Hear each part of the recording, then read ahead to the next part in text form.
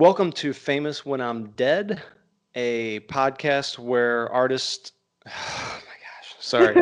I don't know what it is. I think I'm with another actor, so I think that Oh no, I'm not. I mean, I'm terrible at self-tapes, so.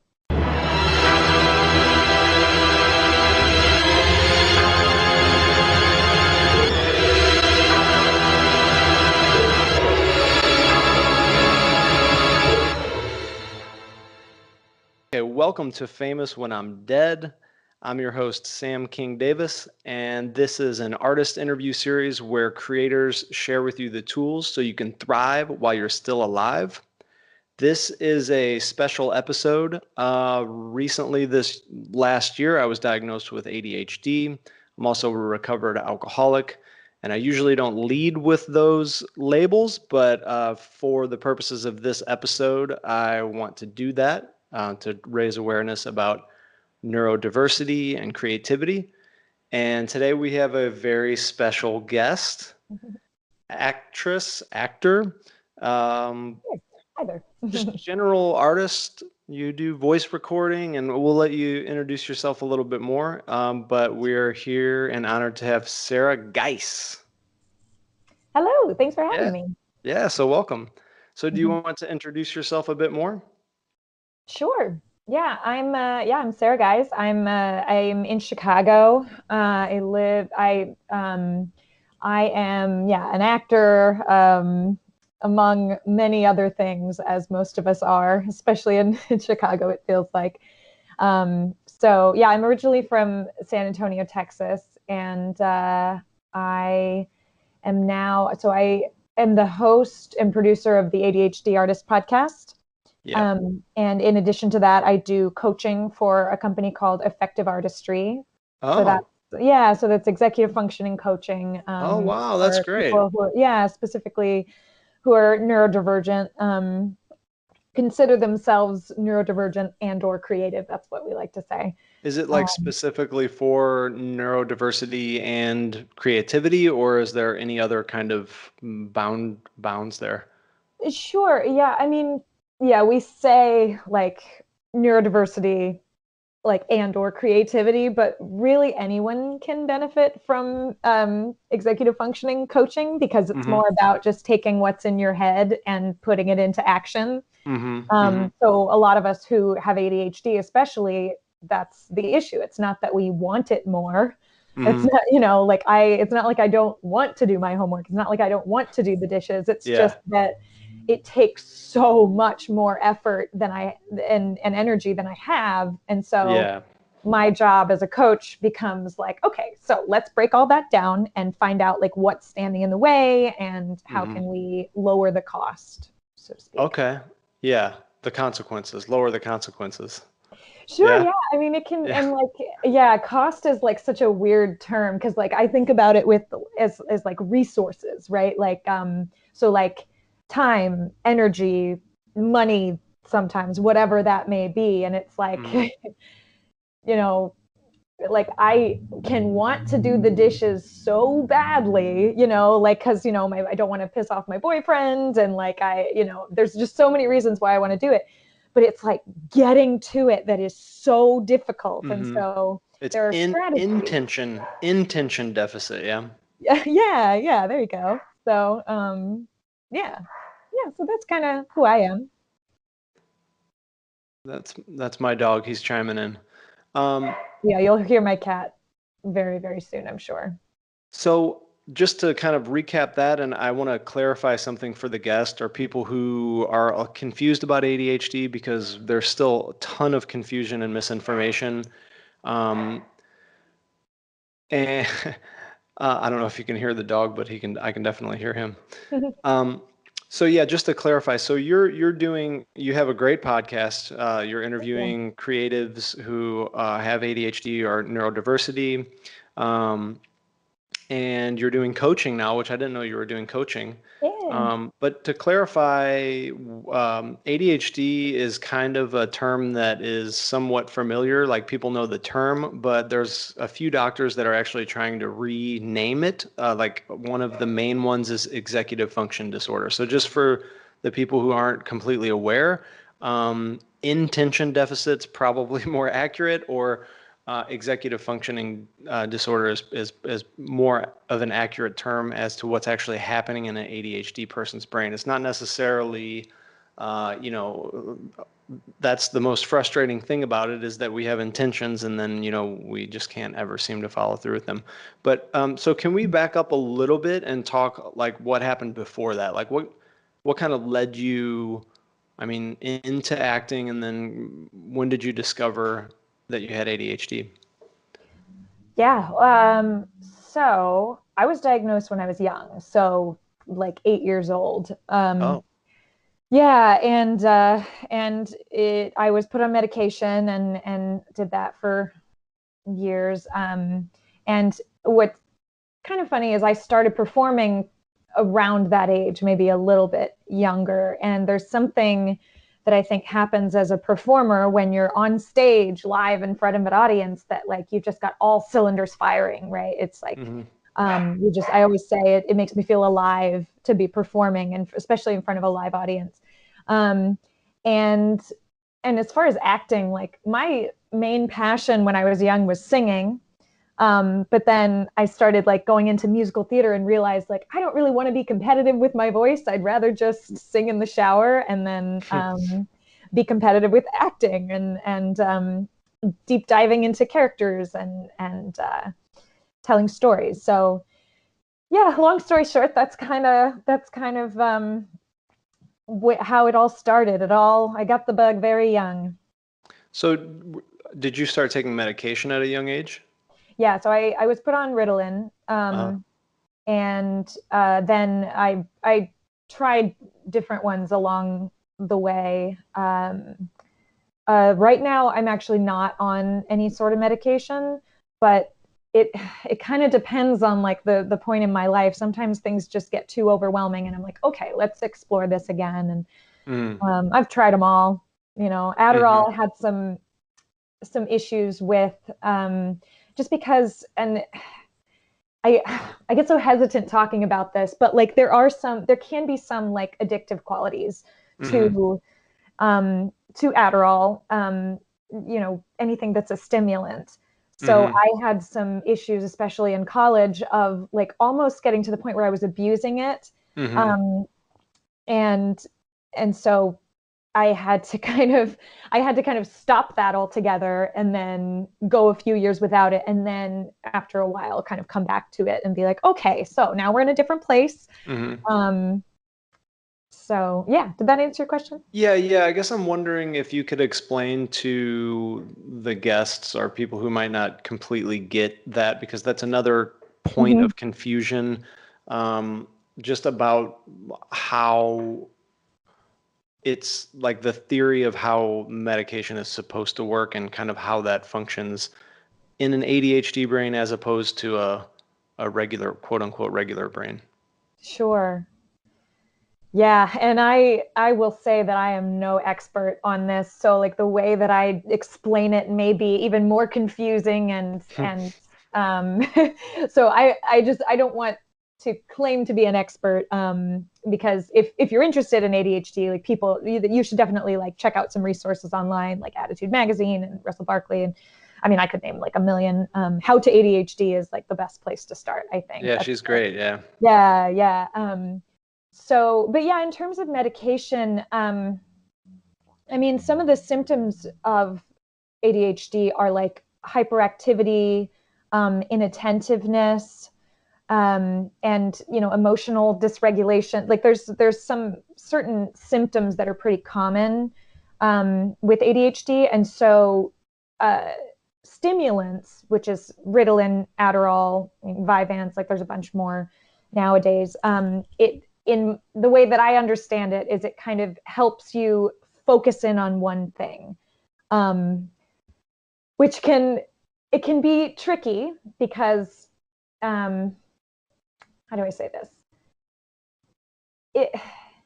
The way that I've found that most psychiatrists prescribe this is for people who are going to school, so to a school day or an 8-hour work day. So the idea is you take it in the morning before you go to work, before you go to school, and it lasts all day. and then you kind of, come off of it later on. And it can do it. It could like give you focus, give you energy. Like it affects people in different ways. One of the things I'm very fascinated with is freelance lifestyles and medication, because it doesn't exactly work that way. Like I could have, my day job at 8 a.m. or be on set at 7 a.m. or whatever it is, and take an Adderall. But then I've got a rehearsal to go to at 6 p.m. that doesn't end until 11 p.m. So how do you regulate that? And honestly, like there aren't a lot of answers for it. Yeah. I don't feel like it's been explored all that much. And so I've had issues with that where it's part of the reason I'm just I'm so invested in freelance artists who have ADHD, is because it's like, well, okay, I know I need help. I know that medication helps me, but I don't know how to regulate it. I don't know how and when to take it. I feel like that's really untapped, or it's like really unexplored. Like there's not a whole lot of people talking about that very much. Yeah. So I want to add my 2 cents about of medication to maybe give another perspective. So the way I understand it, again, not an expert, not trained. Don't take my advice. Definitely do your research from an actual doctor. But the way I get it is that there's a couple of different classes of medication, and one of them basically keeps the dopamine levels in the brain and the norepinephrine levels, the neurotransmitters, higher in the brain, so that the brain has more access to them through the day, so the person doesn't need to seek out risky behaviors or chaotic kind of behavior in order to get that rush or to get that feeling of being awake or alive. And then the other medications stop the reuptake of that. So instead of the synapses is sucking up all the chemicals, it kind of leaves them more in a bath. So again, but basically it just keeps the neurotransmitters more available and more moving around more. And that's something I think that people should probably understand if they want to understand ADHD, is that there's a lot of things going on there, but one of the big ones is that there's just not a lot of stimulation happening in the brain, which is why someone that that has ADHD might not get anything done until after the deadline or right before the deadline, because when the pressure's on, then there's some kind of consequence or something like right in the face. So I don't know. Maybe that helps explain it more. Yeah, I think because that's definitely a more like scientific perspective than me. I'm like, this is how it feels. Yeah. This is how I experience it. So No, I think both explanations are good. Yeah. yeah. Well, let's talk a little bit about you. We won't talk all about medication and ADHD, but what you brought up was actually good about creativity and freelancing and ADHD, and that's actually a specific question I want to talk about, because that's been coming up lately in my journaling, and I've been kind of questioning the medication versus like creativity versus the medicated, more focused kind of state. But I am interested in, I'm going to give you a curveball here. What is the biggest trouble that you've ever been in? Oh, like trouble, like I've done something bad, or like stressful Yeah, I don't situation? know. Different people have different definitions of trouble. Oh. Yeah, I mean, I guess I could go in like several different ways. I mean, like there's been some troubling times that I've had where it was like where I spiraled into depressions and felt very much like I was drowning. And like, a lot of times it's like you're trying to stay afloat, and then there are times where you're just drowning and you're like, well, okay, spiral, spiral, spiral. Yeah, I guess there's that is specifically what I think of. But I can't tell if were you asking more based on like have I been to jail? Have I like what? I'm just fishing. I'm fishing for whatever I can get. If you have trouble with the law or any trouble with your parents or some story where you like really really accidentally screwed up or on purpose screwed up? Oh yeah, like in terms of like ADHD stuff. I mean, yeah, oh God. I feel like I screw up stuff all the time. And like it's I've kind of become okay with it, and it's become like part of my personality is I'm like, I make mistakes. I fuck up all the time. Yeah. And it's okay. So that's good. But oh gosh, there was You know what they something. say, if you're gonna screw, don't screw down, screw up. There you go.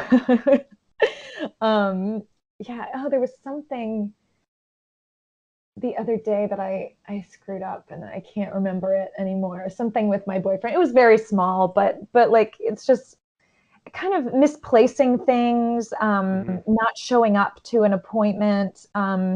The in the past, I like would get in big fights, especially with people I was in relationships with, which in the past 10 years has gotten much better, but early on, I mean, the communication has been a real issue, and like saying the wrong thing, and having someone say like, what did you mean by that? Like, that's really rude. And me being like, oh, it came off as rude. Like, that's not what was in my head. And language is really hard. And I was trying to communicate something to you, and it got lost in translation. So that's some trouble that I get in. Yeah, definitely. I can relate to that. So let's take a quick break, and then we'll be right back and talk more about creativity and what it is. Hey, thanks for watching Famous When I'm Dead podcast. This episode and all future episodes are going to be available on any one of your favorite podcast apps. I'll also be making all of my interviews from last year available as we move forward. This podcast is free for you to listen to, but it is not free for me to produce.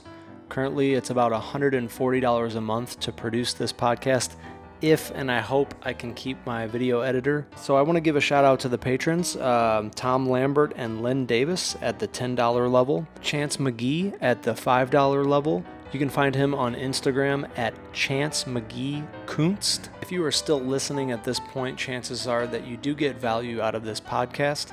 If you are able to and you want to show us some love, be sure to pop over to our Patreon page.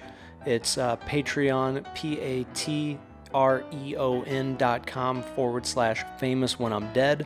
The link will be in the description below. If you're strapped for cash and you still want to show us some love and support, make sure that you share the podcast with friends, family. Maybe you have students that might be interested in hearing the stories of these professional artists. So make sure you go to Instagram at famous_when_I'm_dead and stay up to date on all the new exciting stuff we got going on. Thanks for watching, and be sure to leave us a thumbs up and a comment below. Welcome back. So, yeah, I won't get into all of my trouble stories. I have a whole bag of them, but I mean, you can if you want, if that's stuff you want to share.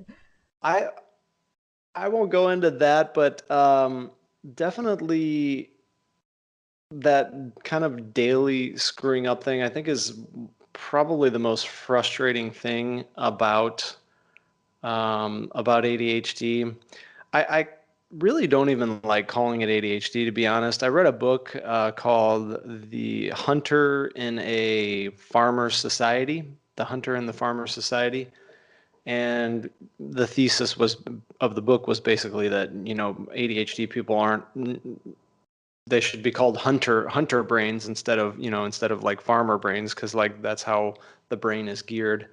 But anyway, despite whatever you want to call it, there's that thing where it's like you set an alarm, like you write it on the calendar, you tell the person you'll be there, and then like the next day you're like, oh, and then there's that like sinking feeling, and that's the worst. Like, oh man, that sucks so bad. Letting people down is, at least for me, is like one of the worst feelings. Of like, that's why it helps me to have someone else hold me accountable on things. Like take the gym, for instance. If I, back before the pandemic, when we could actually go to the gym, if I had like a workout partner that was going to show up for a 9 a.m. class, and I was supposed to meet them, I will show up, because the idea of like abandoning them and having them like waiting around and, getting up early and doing all this extra work, for me just not to show up, I will be there. If it's just me, if it's just like, oh, Sarah, you're going to go to this class and, you'll get a good workout out of it, I'll be like, I'd rather sleep. Yeah. Like I'd rather just skip it and not do that. So let me ask you, let me steer a little bit away from that just for a second. I want to ask you like how you define creativity. We're coming from different worlds, kind of. Like I'm more of a visual artist and you're an actor. Sure. But in a way we both tell stories, but I don't know, so maybe we have kind of different definitions, but I'm just interested to hear like how you define it or how you see it. Yeah, I mean, there's like technical definitions that I could use in my coaching and that sort of thing, but I guess the simplest answer to me would be like thinking outside the box. That's creativity to me, is instead of like seeing information and saying like, you go from A to B to C to D, you like suddenly you can, when you're like being creative, you're seeing like patterns from A to F, and oh, what about A to Z, A to Y, like you suddenly just, I guess I kind of visualize it like a bunch of lasers or like fireworks or something, just like shooting across, like, oh, okay, well, we could try this and we could try this and could try this. And Yeah. so I guess, I wish that I had a better answer for that. And I'm sure that if I wasn't as tired as I am, because for the viewers and listeners, I just got my vaccine yesterday and had a fever and stuff all night. Freshly vaxxed. Freshly vaxxed, which is awesome, but I'm also like didn't sleep, so I feel like I could come up with a better answer. But that's just kind of where I come from with it. Yeah, I actually, Eric Tivers, you've heard. Yeah, he came out with a short video where he used one of these, which is kind of what inspired me to get this plasma ball. Oh, This kind of like describes, like this would be an ADHD person trying to focus, but this would be like a normal person trying to focus, so there's always these kind of like connections happening, and I think that that's really for me, one of the most kind of exciting things or most sort of pleasurable things about having it is that there's this superpower to connect things that aren't connected, and to like take not just A to Y, but also like A to like oranges, it's like just connect all of these things, and it's like your brain is sort of sitting in this pool of information. Like a polymath is another term that I've heard used that I think is pretty accurate, or empowering and nice to relate to. But for me, there's a second part too, and the second part is like consistently delivering or consistently executing on the ideas. And that's really like where the disconnection for me happens between like a focused or medicated state and the creative state. And to find that balance is really difficult, because part of having this connected brain, and I don't know if you can relate to this, it seems like you could if you're on stage, definitely, but I get really excited by these different ideas, and a lot of them are really good ideas, and there's a big difference though between having a good idea and like executing on it for a long period of time. So I'm just wondering like what your experience was with like being medicated, not being medicated, how that affects your creativity, and how you kind of come to terms with that. It's a great question, and it's a question that I ask sometimes on my podcast, because I am very curious about like how your ADHD and then the treatment of your ADHD affects the art that you make. Mm-hmm. I would say, so medication can be helpful for me when I'm performing, to like, there's just so many things to be thinking about when you're on stage, like not even just like say your lines, be at, be at this part of the stage at this part, like there's all that, and then there's also staying alive in the story and being aware of the audience, and like something could happen at any time, an audience member could walk out and distract you, or like, one thing that's happened to me a few times is like the other actor forgets their line and I have to cover for them, or I maybe flub a line and someone has to cover for me, and you are on there, like you have to be so present and thinking about 1,000 different things and still do the things. So Does it help, like when you drop a line, like does it help that, does the ADHD help in the sense that you're able to just kind of jump to the next one real quick or like improvise, or does it feel like you get kind of latched into that and you're like, oh shit, I forgot my line, and you get like tensed up? yeah, I would say I wish it was the first one. It's probably more of the second one, Okay. Yeah. which is why, like, and this isn't necessarily meditation, but one of the treatments that I have really benefited from is mindfulness, Mm-hmm. where, like, and I learned, so I did a one woman show where it was just me talking for like an hour and 20 minutes. And, I'll tell you, That's talent. Like you're really talented to be able to keep an audience engaged like that for that long. I don't know about talent, but it certainly was like a marathon, I will Yeah. say. And it was a lot. And one of the things that one of the huge lessons I learned was, that you have to stay right there in the moment. That is all it is just being present.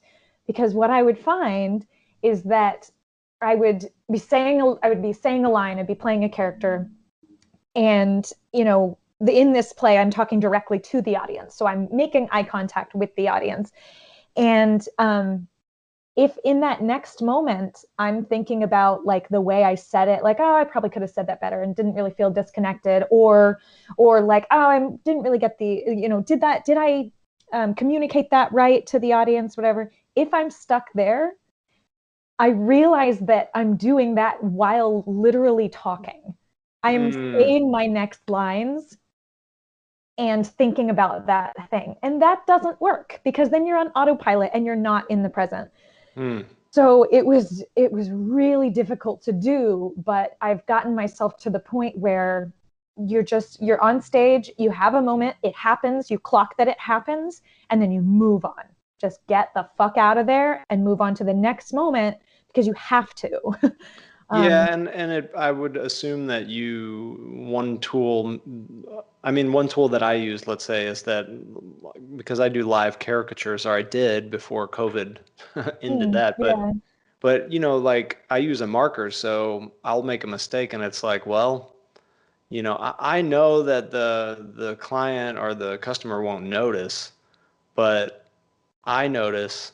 But anyway, my point is that I kind Yeah. of just, that's how I reassure myself. I'm like, well, they're not going to notice. So just like fix it and try to work with that. Do you find Yeah. that's pretty true with your audience too? Oh yeah. I mean, sure, they could notice something, but like when you have the pressure of like, okay, well, I still have 45 more minutes of a performance. Yeah. It's like, instead, like, you can't go back and correct it. You Mm. can't be like, hey guy, you know what, I'm sorry, that just didn't feel like checked in. Yeah, I can feel we like, back up a little bit? yeah. Yeah, yeah. I just feel like you didn't react how I thought you were going to. Like, you Yeah. just, you can't do Let me tell that. you that joke. Let me explain that joke to Yeah, you. I mean, like, maybe in stand up or something, you could make a joke out of that, but you can't really do that in a play. So, But that's a human thing, right? Like people appreciate that vulnerability, right? I mean, there's a whole genre of comedy that's basically people making mistakes. So I think that people yeah. can kind of like, I don't know, it's humorous. It's like lightens things up a little bit. Yeah, I don't know. I think for me, and this is with my coaching, with acting, everything, I think what happens when you give yourself... Oh, you froze for a second. Oh, am I back? Hello? Oh, you froze Hello? for about 10 seconds. Oh, no. Am I back now? You're back. Oh, weird. Welcome back. Oh, thank you. Yeah, I don't know what that was about. What was I saying? I don't know. Now I'm thinking about my computer and if I messed something up. You're okay. You're not on stage, so you can just... I know. I'm like racking. Oh, here's what I was going to say. So I find that if you are interacting with someone or on stage or whatever it may be, and you give yourself permission to be ridiculous, to make mistakes and move on from it, it kind of lets other people give themselves permission to do that. Because they're like, oh, okay, we don't have to be perfect. Okay, so the standard isn't to like be perfect and make no mistake ever. Yeah. It's like you see someone and you recognize that like they don't give a shit. They're like, oops, said the wrong line and I moved on, whatever. And you go like, you can do that? And it just kind of gives you permission to relax a bit. So I like to, difficult as it is, I like to try and model that, because I hate the idea that people are out there just spending their entire day trying not to make a mistake. Yeah. And to be perfect. God, it doesn't exist. There's no such thing. And humans are beautifully flawed. That's what makes us so fascinating. There was a question that I had about, I wanted to back up a little bit and just talk about how you got into coaching. Sure. So you knew you had ADHD from a young age, but then you started the podcast, I guess, when the pandemic started, right? Just about a year ago. Yeah. So have you reached the 1 year mark? Not yet. My first episode went out last year on June 1st. Okay, mine was May, so I'm a little bit ahead of you. But we're both reaching our 1 year. Exciting. Yeah. It'd be cool to do a collaborative thing. Yeah, for like sure. A little like Zoom party or something. Yeah, that'd be fun. Yeah. Okay, so the pandemic hit, you're out of work. You need to do something with that brain of yours. And you started the podcast, but was that when you started coaching or did you do the coaching after? Or? So funny story. I started the podcast and we actually, a few of my friends, do you know The Artist's Way by Julie Cameron? So we decided that we were like, oh, well, we can't go anywhere. So let's do The Artist's Way together, which was cool. And so we did that. And one of my best friends, Georgette, who is actually the first guest on my podcast, she has ADHD and we were talking a lot and I just got this inspiration, this idea for the podcast and was like, oh my God, I'm going to make this. Whatever, let's do it. And so I did, but I was like, okay, I'm not an expert. I don't come at things scientifically, and there's already a lot of misinformation out there, misunderstandings. So it turns out one of my friends who's a playwright for a theater company, for my theater company, sometimes he's a therapist who specializes in working with people who are neurodivergent. And so he became my kind of consultant. And we got, very close through that. And turns out he was like, oh, actually, I'm starting a new practice. And I think you'd be a really good executive functioning coach. So I don't want to pressure you, but think about it. And one thing led to another, and now I work for them. That's Brandon Tesser's, and it's Effective Artistry is the company that I work for. So cool. It honestly, the coaching completely came from the ADHD Artist Podcast. Oh, wow. Okay. Oh, absolutely. 100%. I would not be coaching if I hadn't started that podcast. Nice. And also it means, I don't know if this happens to you with yours too. I imagine so, but sometimes I'll get a message from a person who's like, I just got diagnosed with ADHD. I'm just like brand new at it all. I didn't know there were other artists out there that experienced this. Oh my gosh, this changed my life. It opened up some like new perspectives for me. And I mean, it doesn't happen all the time, but sometimes it does. And I'm like, yeah. Sometimes when you put something out there, it can affect people more than you know. Mm-hmm. And I figure, like, I hate the idea of being like an expert, like that I know how to manage ADHD better than other people, because I'm screwing up all the time still. Like, but I have created a lot of coping mechanisms and strategies over the years that if I can teach somebody those things to get them back on their feet, to get them afloat again, then absolutely, I'm going to do everything I can to do that. Yeah, that's definitely one of the most fulfilling things for me. It doesn't happen much, but when people do, go out of their way to send a message or to like let you know how much this guest helped them, or, how much they enjoy this part of the podcast or whatever, that's kind of the validation or the fuel that really knows that you're kind of on the right track, Yeah. Yeah. I tell this to my boyfriend all the time. He's a poet and a writer, and is sometimes just like, oh, well, is my stuff really any good? And should I really put it out there? Who am I to do this? And I'm like, if one person benefits from you putting that out there, if one person sees a line of your poem and it like opens up a whole new world for them, don't you think it's worth it to put it out there? Like, don't you think it's kind of cruel to not, just because you're judging yourself? So I try and take my own advice, but it's very difficult. Much easier said than done. You're coming out with new episodes every week? No, every month. Oh, I thought I could. At first I was like, oh yeah, sure, I can do every week, but it is so much work. Yeah.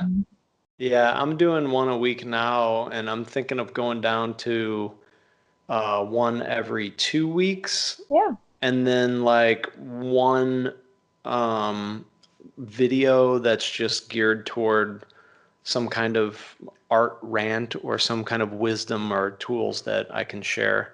Because I feel like, I'm a recovered alcoholic, and I've, been doing inventory and work and self-work and examination and for years, like 16 years now. So I have a lot of these tools that I built up, and I'm really grateful. Like you said, I'm grateful that well, my case was a little bit different.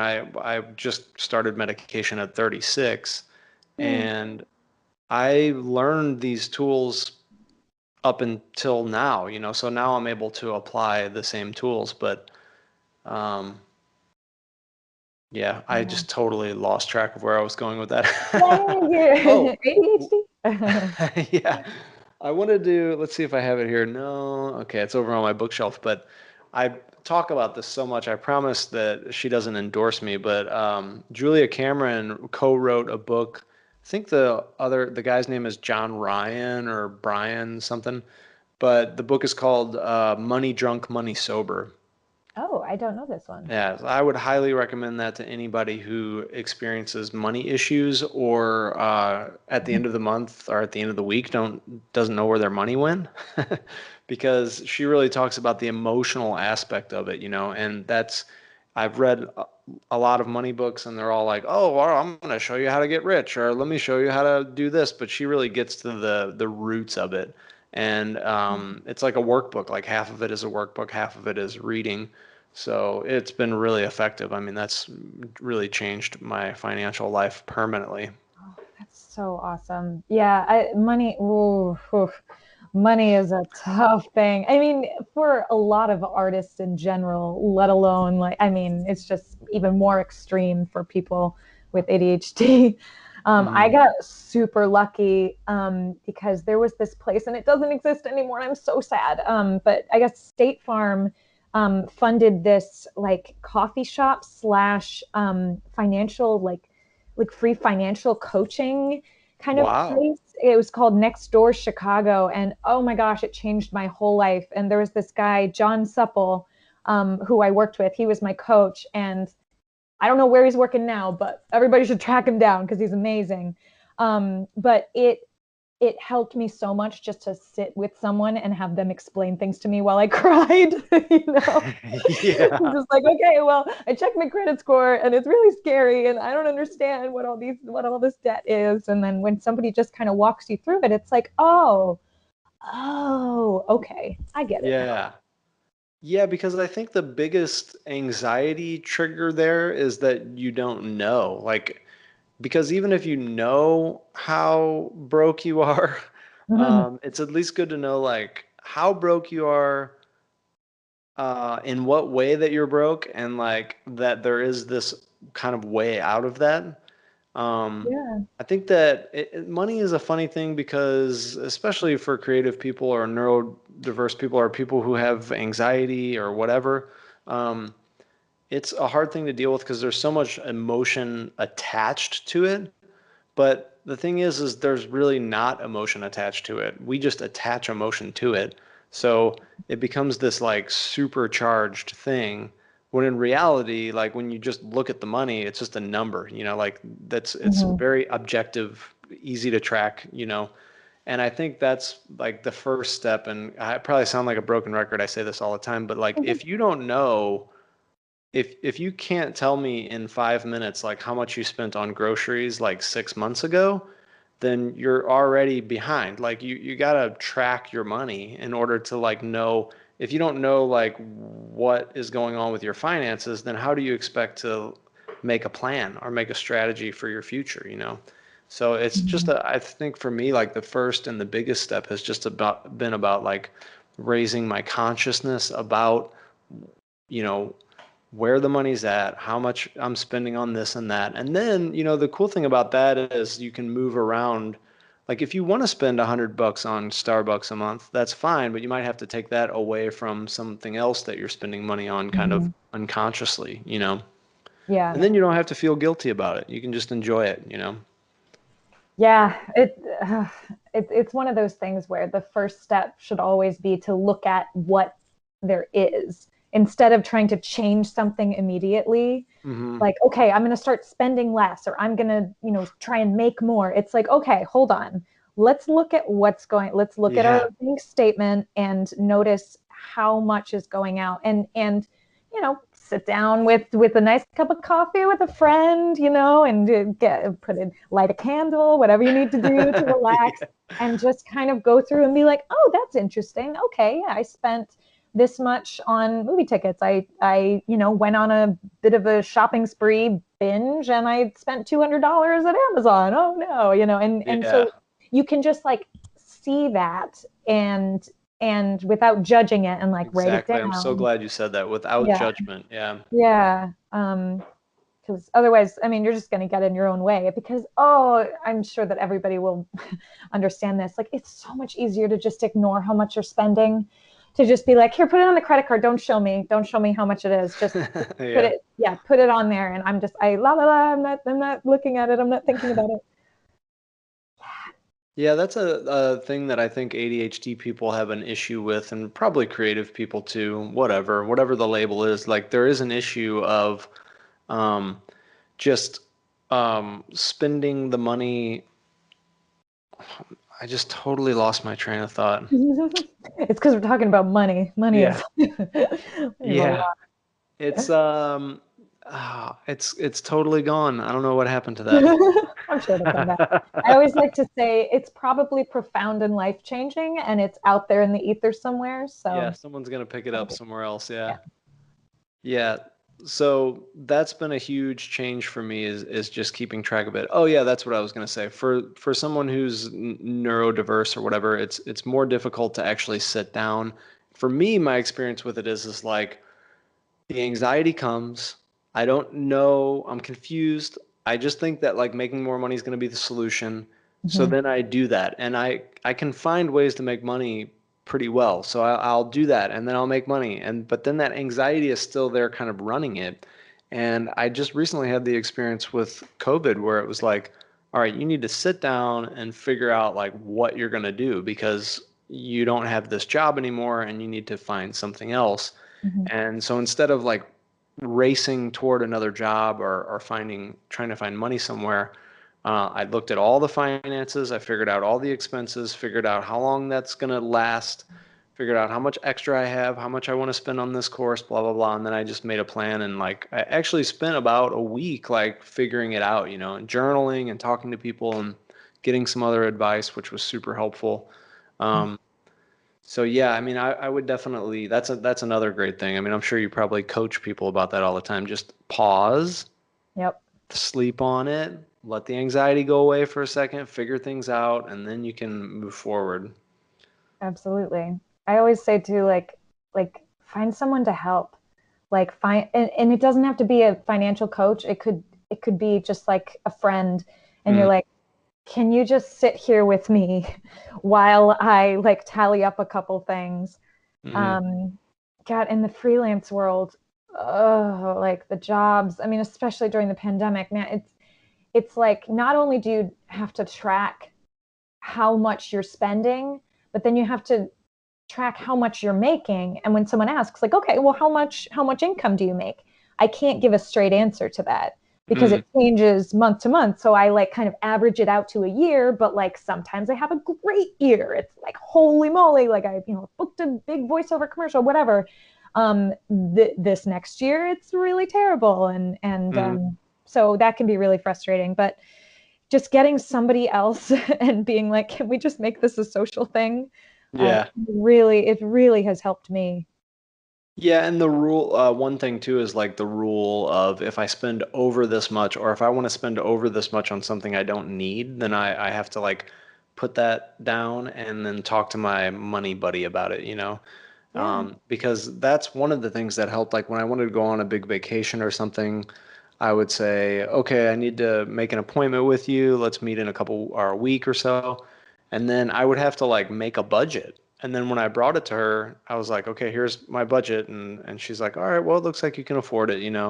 But it just brought like a level of accountability and awareness to what was going Yeah. on. And I can't even tell, I can't be like more bold about the statement. Like it relieves so much anxiety. I can't believe how much anxiety it relieved. And in fact, I just couldn't believe like when I finally knew, like I remember when I had like 3 months of financial records of like what was coming in and going out, 3 or 4 months. I remember like I just took a breath and I had this moment of clarity. I'm like, I've been living my whole life with this stress constantly.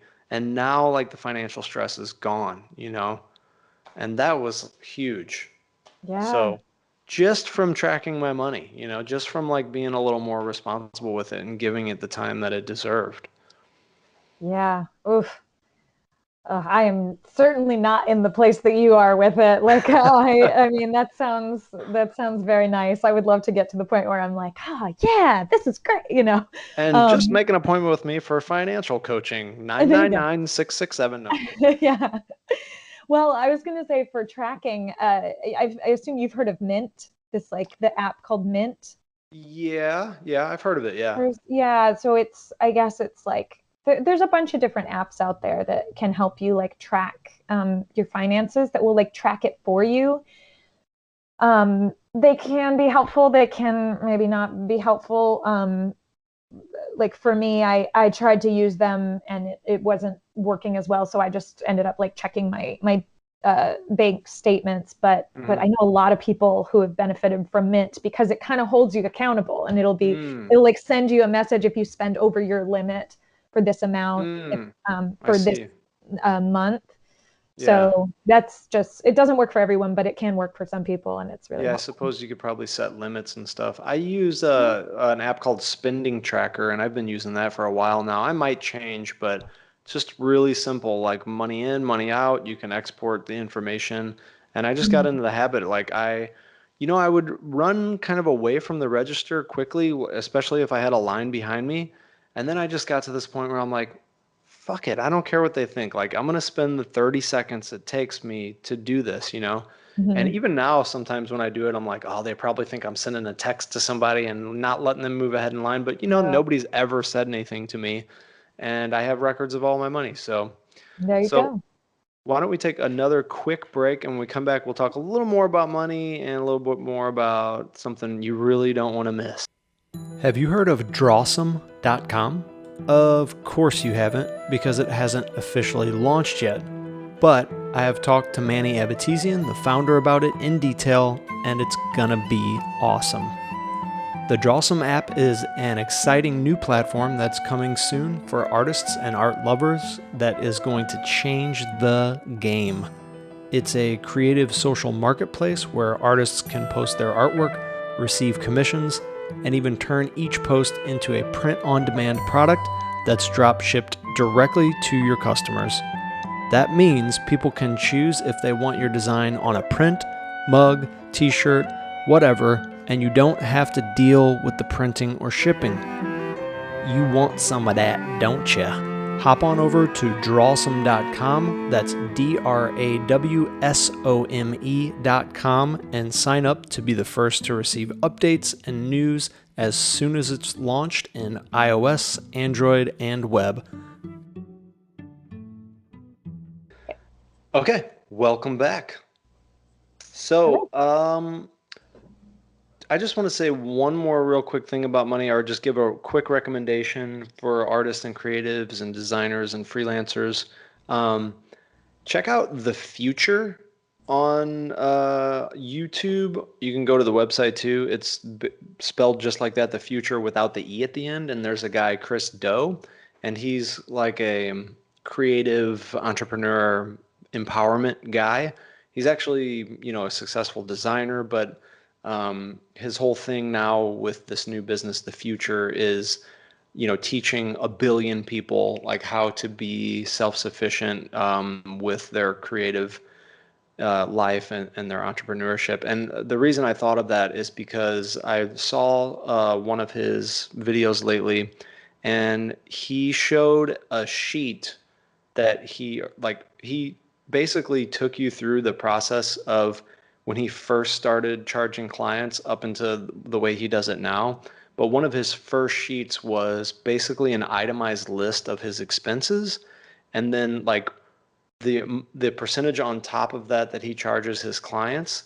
And it was like, again, another real moment of clarity, because basically everything on there, I mean, has everything on there that you would think of, like your rent or your, software that you have to buy or whatever. But then everything else was on there. And I think that that's an important exercise that people can do, is just take. Thank you, Mac. That's the Mac telling me that it's 7 o'clock. Oh. um, so take all of the expenses that you have, like add all of that stuff up. If you need to track it for a couple of months or whatever. Um, and then take that divided by however many hours a week that you work. So, if you can say 160, and whatever that number is the number that if you charge that or less, you're actually paying people to work for them.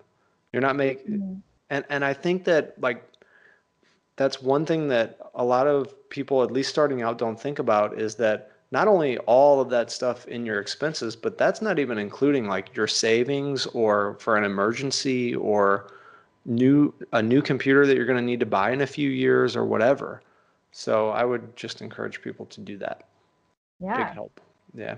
that's great. I mean, I think about like the scarcity mindset in terms of that, where it's like um, there's just like or not even the scarcity mindset, the sort of like desperation that comes with like, I don't care how much I'm getting, I just need something, I just Mm. need to do, please to, and so you agree to do all these things for free and all that. And then once that gets resolved, once you like hit a certain threshold and you have more, it's like, oh, okay, now I can think more clearly and step back from it, because I'm not operating from a place of like desperation. Yeah, that's a really good point. Yeah. Yeah. And also, like, I had a friend who told me the story about his in-laws. Like, he he would he would drive around the city to find gas, like for like 2 cents less per gallon. You know, he'd spend a half an hour driving around. Hmm. So one thing that like I have some boundaries and rules that this is another thing that helps, which is like I make this much per hour. Like how much time is this thing gonna spend me? Like, or am I gonna spend on this? Am I gonna like how long am I gonna shop for like a cheaper item? So that's like one thing with the scarcity mindset is like if you spend 2 hours looking for something and you save $5, well, guess what? You just lost money and you lost time too. And Yeah. then another thing too is like quality. You know, it's like, would you rather buy a computer that's going to last you 10 years or like, 20% less, but it's only going to last you 4 years, and then you're going to have to go through that whole process again because, time is what is the most valuable asset. We can't ever get that Mhm. back. So, Yeah, it's interesting when we talk about like investments, like you said like the laptop or a computer or something that you're investing in. I don't know if other people with ADHD experience this, but like I just don't trust myself to have nice things. And so, I'm like so afraid I'm going to break it or just whatever. And I mean, I do it with a lot of things in my life, but the easiest example is sunglasses. So like I if I saw a pile of all the sunglasses that I've either broken or lost in my life, it would like be the entire state of Maine. Like, I mean, it is just absurd. And so I won't buy nice sunglasses because I just know from experience that I break them. So I spend under $10 and I'm just like, it'll work fine. And then it'll eventually break, which is like, eventually I'd like to get to the point where I'm like, okay, well, these are nice sunglasses that will like actually not break and like I'll take good care of them. But I don't know. yeah. Is that something that happens with you or? Yeah, yeah. I mean, yeah, definitely. I mean, sometimes it's hard to kind of like figure out that cost ratio. Like, I bought a jacket a couple years ago that was like 125 bucks, but I really wanted the jacket that was like 500 bucks. And, the $500 jacket definitely would have lasted me a lot longer and I would have Mhm. felt good about it probably. Um, but I don't know, I just couldn't justify it and I knew it was going to wear out. And so, yeah, I mean, sometimes that can be a little bit difficult. But I think that that's why it's so good to just look at the actual numbers and like figure out actually like what you need to make in order to like be making a profit, and sort of know the expenses because it's much easier to make decisions and it removes a lot of the guesswork and anxiety from it. Yeah. Um, but I want to ask you, what did I want to ask you? Oh, uh, okay. I have a couple more questions. Hopefully, we can fit them in here. Sure. Is there like a moment or something that you like? What is the most courageous or maybe risky thing that you did that you learned from? Ooh, that's a great question. Um, hmm. There's Started a podcast? You started exactly. I mean, and I was talking about the one woman show earlier, like the idea that somebody who has trouble learning lines and has stage fright even after years, decades of being on stage could learn an entire like one woman show that's 120 minutes of just her playing seven different characters felt like, I mean, there were times I had to coax myself into walking onto that stage, because Yeah. it was important. Yeah, it was an important time too. It was a show about forgiveness and compassion, and it was not a very compassionate time. This was like 4 or 5 years ago, Mm, and uh, and so it felt very purposeful for me to do. I mean, I feel like every single episode of any podcast or any interview I do, I mention Brene Brown. So I'm going to yeah. go ahead and throw that out because I can't not mention her. But I, uh, I like to think that, being courageous is a value of mine. And I think that you could even say I mean, courage can be anywhere, right? Like even getting your heart broken and deciding to go back out on that date anyways. And,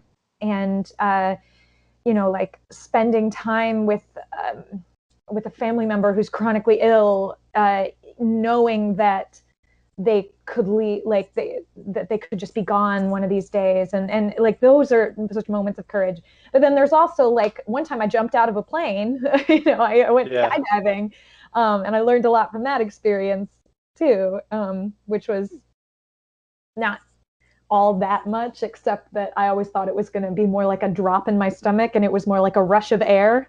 Like, oh, interesting. But yeah, it's always funny to see people's faces getting flapped back in the wind like that. oh yeah, I have a video of it. It's yeah, it was pretty epic. So. Okay, one last question. Sure. So what if you could give like one tool to people who think they might have ADHD, or are creative entrepreneurs and always struggle with this kind of executive stuff, like what do you think like the most important, just sort of quick word of advice? I mean, it's obviously a more complex problem, but what would you say if you only had a 30 seconds or a minute? Sure. I would say that it is okay to reach out for help. There are resources out there that can be accessed, even if you just do a quick Google search. And to go back to Brene Brown, shame only needs two things to grow in a petri dish, and that's secrecy and silence. So talking about it, sometimes maybe don't blast it on social media if you're not comfortable talking about it yet, but putting it out there, reaching out to somebody, even if it's just online, like message a person and be like, hey, I heard you have ADHD, what do you have any advice? That would be my advice, is just to put it out in the world, put it out somewhere to someone else. So you don't feel so alone.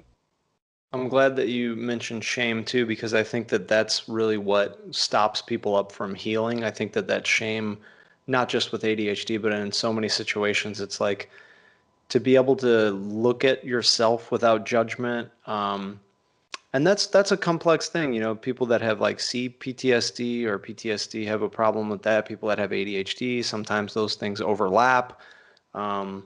And I think that's the last thing I want to say about that is that's really important that you said that, because the other thing that's been helpful for me too is this is not a choice that I made. Like I didn't choose not to be able to follow through with stuff or to keep myself organized. I didn't wake up and say, I'm going to be an alcoholic and a drug addict. Like it's not a choice. It's something that happens in life to someone. Alcoholism is a disease, ADHD, call it what you will, but there's definitely a brain difference there, and it's genetic and conditional and stuff. So yeah, I mean, really what I tell people that I coach, like that I walk through recovery and stuff, is I just say, you're not allowed to beat yourself up for this. That's it. You're just not allowed to do that. Sorry. Yeah.